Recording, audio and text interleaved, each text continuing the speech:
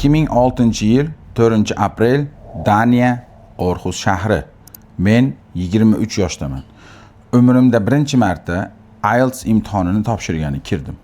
Bu imtihonni topshirishga meni undagan narsa, men Buyuk Britaniyada magistr darajasini olish uchun Edinburgh universitetiga hujjat topshirmoqchi edim. Bu imtihonning natijasi juda yaxshi bo'ldi. Ashi davrda men 8 ball ololmadim va bu ballarim ichida eng yuqorisi reading bo'ldi. Shunda 2006-yili readingdan 9 ball olgan edim. Yillar o'tdi, IELTS imtihoni topshirishimga alohida ehtiyoj bo'lmadi. Orada o'qituvchilar uchun C1 darajasiga sefr imtihoni joriy qilindi.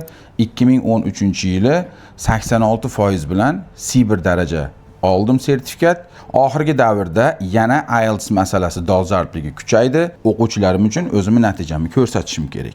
Natijada 2026-yilning 8-yanvar kuni Farg'ona shahriga borib IELTS imtihoni topshirib keldim. Natija yomon bo'lgani yo'q.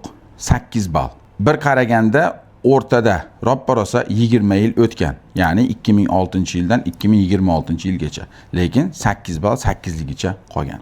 Endi bu ballarni agar tahlil qiladigan bo'lsam, eng yuqori ko'rsatkich listeningda bo'ldi, ya'ni 9 ball. Keyingi o'rinda speaking bo'ldi, 8,5 ball.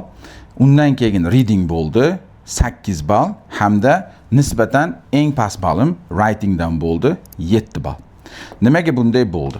Listeningda men ingliz tilida juda ko'p videolar ko'rganim, filmlar ko'rganligim hamda ko'pincha ingliz tilida ilmiy ma'lumotlarni audio shaklda olganligim sababli eshitish qobiliyatim ancha rivojlangan. Shuning uchun bundan ballim yuqori bo'ldi.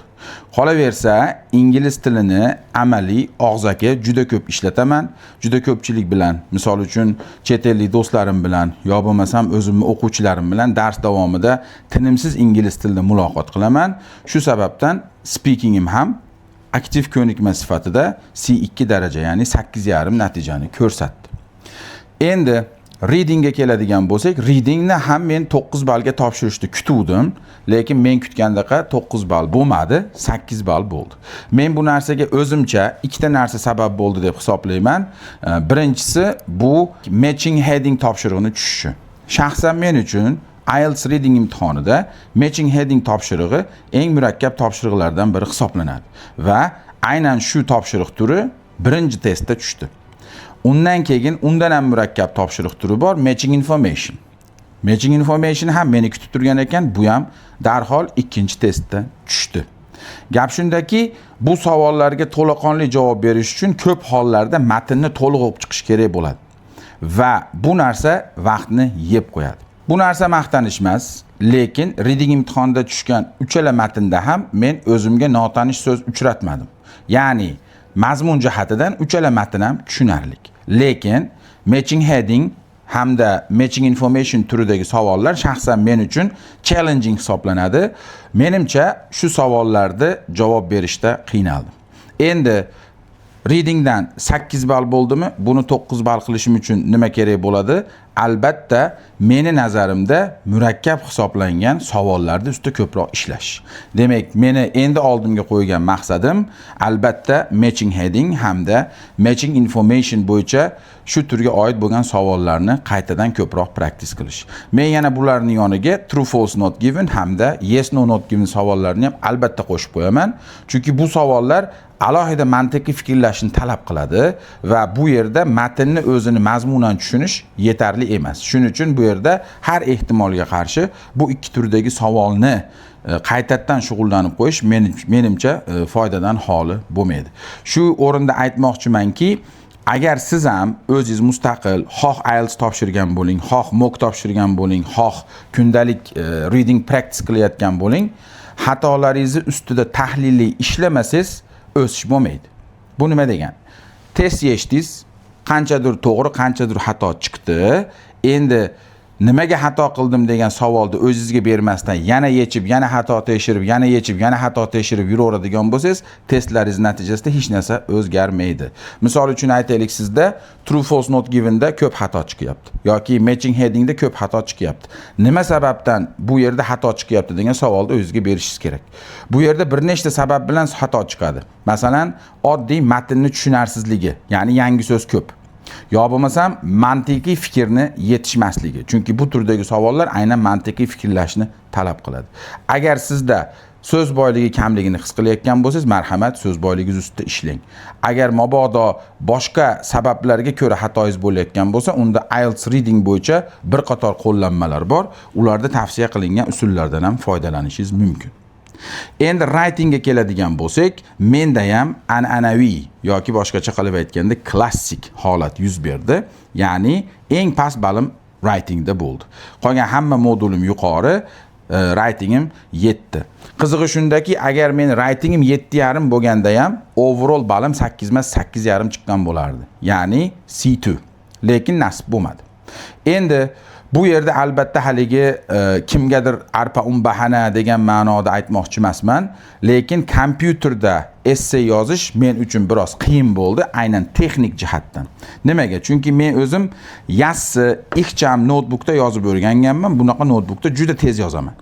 Va u yerda berilgan kompyuterni klaviaturalari yo'g'on, kalitlari katta, ularga tushish boshida jicha qiyin bo'ldi. Ya'ni klaviaturani o'z ko'ziga ko'nikishim jicha qiyin bo'ldi.